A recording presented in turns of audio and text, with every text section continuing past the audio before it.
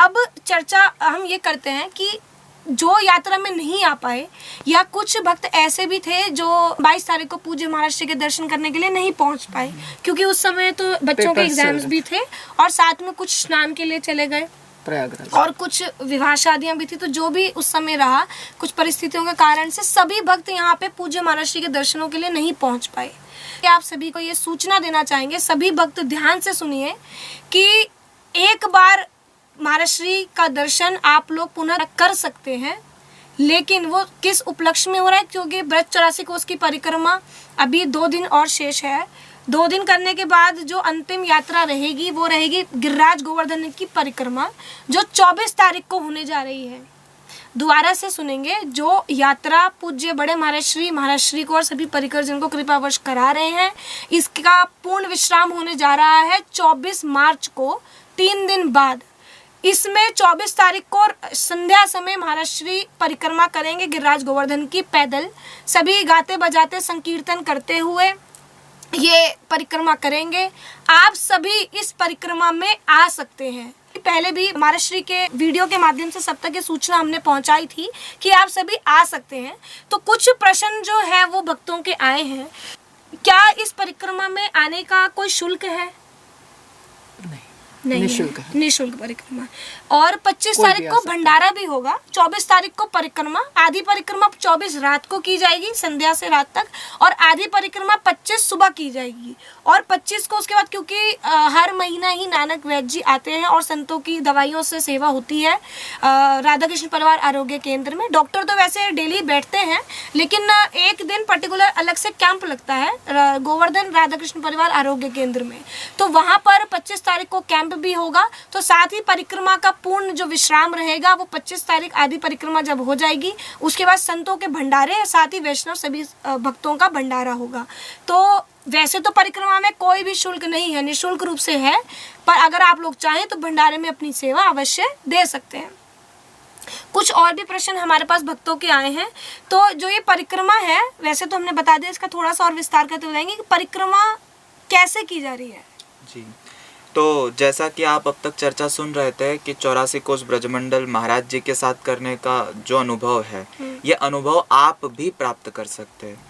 तो पूज्य श्री बड़े महाराज जी से पूज्य श्री महाराज जी ने और सभी परिकरों ने प्रार्थना की थी कि सभी साधकों को, जितने आपके शिष्य हैं, उन सबको एक बार पुनः आप दर्शन देने की कृपा करें। स्पेशली जो 22 तारीख को नहीं आ सके थे, और जो आना चाहते थे लेकिन पेपरों की वजह से, शादी ब्याह की वजह से नहीं आ सके, उन सबके ऊपर विशेष कृपा करते हुए एक बार पुनः दर्शन दें। तो पूज्य श्री बड़े महाराज जी ने कृपा करके ये अवसर आप सबको प्रदान किया है कि आप सब पूज्य श्री बड़े महाराज जी के साथ गिरिराज जी की पैदल परिक्रमा लगा सकते हैं, जो कि जैसा कि दीदी जी ने बताया 24 तारीख की शाम को आधी परिक्रमा होगी और आधी परिक्रमा 25 तारीख को सुबह में होगी।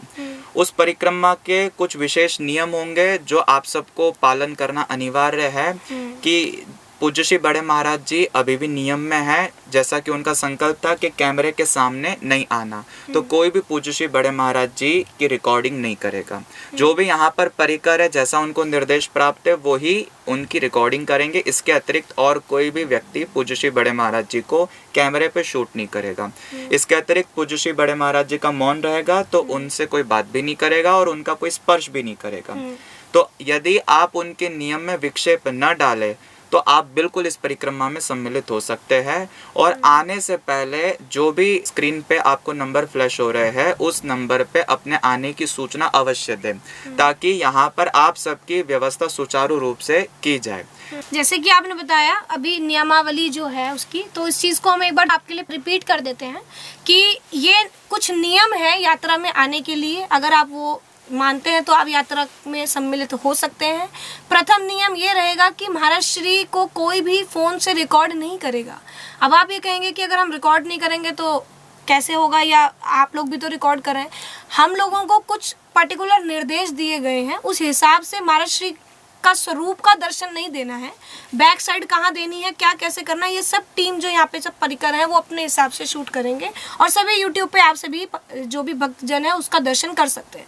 तो कोई भी प्रथम तो नियम ये है कि कोई भी महाराज श्री को अपने फ़ोन से रिकॉर्ड नहीं करेगा। अपने तरह से कहीं भी कोई कैमरा लाए, कोई कुछ भी लाए, आप लोग कोई भी रिकॉर्डिंग नहीं करेंगे। दूसरा नियम ये है, क्योंकि जैसे कि अभी हमने आपको बताया कि यात्रा में भी महाराज श्री का मौन ही था। जब हम लीला स्थली पहुंचते थे तो वहाँ की लीलाएं बताने का, वहाँ की कथा सुनाने के लिए ही महाराज श्री अपना मौन छोड़ते थे, मौन का त्याग कर हमको उस कथा का रसपान करवाते थे। तो महाराज श्री अभी भी मौन में ही रहेंगे। महाराज श्री किसी से भी किसी भी तरीके की कोई भी वार्तालाप, कोई भी बातचीत नहीं करेंगे। तो आप सभी से हम निवेदन करेंगे कि आप सब जो भी यात्रा में आए वो कैसे भी करके पूज्य महाराज श्री से बात करने का प्रयास नहीं करेंगे। दोबारा हम बताना चाहेंगे, आप जो भी भक्त यात्रा में आ रहे हैं, कोई भी पूज्य बड़े महाराज श्री से बात करने का प्रयास नहीं करें। आप यही समझ लीजिए कि पूज्य बड़े महाराज श्री ने अभी अपना नियम लेने के बाद भी हम सभी भक्तों पर कृपा करते हुए हमें दर्शन करने का सौभाग्य दिया है। तो इसमें हम भी थोड़ा सा उनका सहयोग करें और उनके नियम में किसी भी प्रकार की कोई भी परेशानी उनको नहीं उठानी पड़े, तो हम उनसे कोई भी बात नहीं करेंगे। तीसरा, महाराज जी को कोई स्पर्श नहीं करेगा। स्पर्श पहले भी महाराज जी ने ये नियम दिया था, और जैसे कि महाराज श्री ने 22 तारीख को बताया कि अगर हम महाराज श्री के नियम होने के बाद महाराज श्री को स्पर्श करेंगे तो उसमें हमारी भी हानि है और साथ ही पूज्य गुरुदेव की भी हानि है। तो अपनी हानि को आप सोचेंगे कोई बात नहीं, हमारी हानि होनी होगी तो हो जाएगी, लेकिन उस चीज़ को आप साइड में रखते हुए ध्यान से ये बात समझिए कि हानि सिर्फ हमको ही नहीं है, हानि साथ ही साथ पूज्य महाराज श्री को भी उठानी पड़ेगी। तो हमारी तरफ से कोई भी महाराज श्री को परेशानी नहीं हो, इसीलिए कोई भी महाराज श्री को स्पर्श नहीं करे, कोई भी महाराज श्री से बात करने का प्रयास नहीं करेंगे। जो भी परिकरजन जैसे भी आपको जो भी गाइडलाइंस देंगे, जो भी आपको बताएंगे, उन सबको आप लोग फॉलो कर आप सभी इस परिक्रमा में शामिल हो सकते हैं। और जो भी परिक्रमा में शामिल होना चाहे, तो माता आप एक बार ये बताएंगे कि जो भी परिक्रमा में शामिल होना चाह रहे हैं उसके लिए उनको क्या करना है? पहले तो सर्वप्रथम आपको कांटेक्ट करके बता दे कि हम आ रहे हैं जी। जो नीचे नंबर फ्लैश हो रहे हैं, इन पे आप व्हाट्सएप करके बता सकते हैं, क्योंकि फिर इसी हिसाब से हमको व्यवस्था भी तो करनी पड़ेगी आगे। और जो कृष्णा रंजनी ने बताया वो नियम का जरूर पालन करें। थोड़ा सा हम इसमें, अगर इतने सालों से गुरुजी हमको तत्सुख सुखिया भाव के बारे में बता रहे हैं, बिल्कुल, तो हमें उनका सुख देखना है कि हमें अपना सुख नहीं देखा कि हमें स्पर्श करके सुख मिलता है, लेकिन हमारे उस स्पर्श से उनको कितना कष्ट होता है, इस बात का हमें विशेष ध्यान देना है।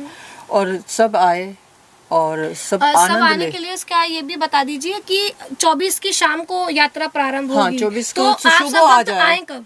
सुबह आ जाए 24 को, और शाम को हम आदि परिक्रमा शाम को 24 को करेंगे और आदि सुबह 25 को करेंगे। 25 सुबह 25, उसके बाद भंडारा होगा।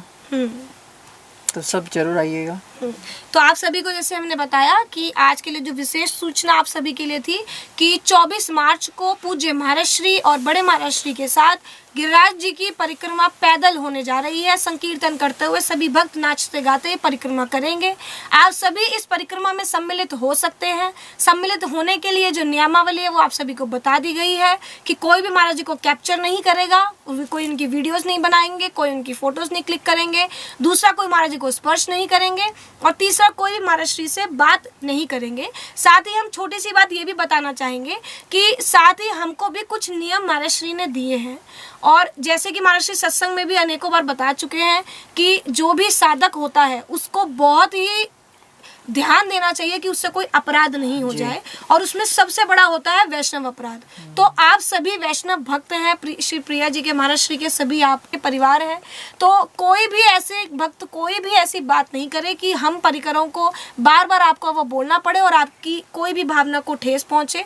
तो हम आपसे पुनः हाथ जोड़कर निवेदन करना चाहेंगे कि जो भी नियमावली हम आपको बता रहे हैं, इस नियम को आप सभी फॉलो करें, सभी उसका पालन करें, जिससे कि परिकरों को भी सारी व्यवस्था करने में कोई कठिनाई नहीं हो। और आने से पहले जो नंबर नीचे फ्लैश हो रहे हैं उस पे आप सभी व्हाट्सएप करेंगे कि आप लोग कब आ रहे हैं और कितनी मूर्ति आप लोग आ रहे हैं, मतलब कितने नंबर ऑफ पर्सन, कितने लोग आ रहे हैं और कब पहुंचेंगे।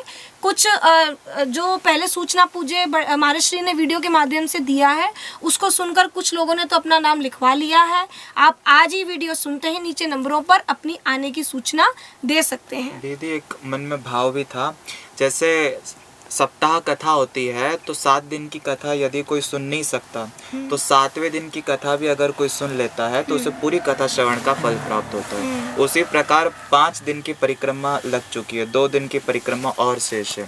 तो जो सप्तम दिवस की परिक्रमा है, तो आप सब 6 दिन की परिक्रमा डिजिटली लगा रहे हैं दर्शन करते हुए, और 7वें दिन की परिक्रमा यदि प्रत्यक्ष रूप से लगाएंगे तो आपको भी पूरी 84 कोस ब्रज की परिक्रमा लगाने का ही फल प्राप्त होगा। और जैसा कि बताया गया बार बार कि ये सामान्य परिक्रमा नहीं है, क्योंकि पूज्य श्री बड़े महाराज जी के साथ की जो ये परिक्रमा है ये अपने आप में कोई दिव्य घटना है, तो उसका आप भी हिस्सा बनना न भूलें। इसलिए 7वें दिन की जो परिक्रमा 24 तारीख को लगेगी, आप सब आना न भूलें। आना नहीं भूले, और आने से पहले सूचना अवश्य दे। बार बार हम ये कहेंगे क्योंकि सभी की व्यवस्था भी सभी परिकरों को करनी है, और भी सब सेवाओं को देखते हुए आने से पहले सभी भक्त हमें सूचना देना नहीं भूलें। एक बात मैं ऐड करना चाहूँगी कि गुरु जी यहाँ भी जब भी आते भी हैं, सपोज परिक्रमा के लिए जब हम जाते हैं 84 कोस में, उसमें परिकर में से कोई भी उनके साथ बात नहीं करता है जी।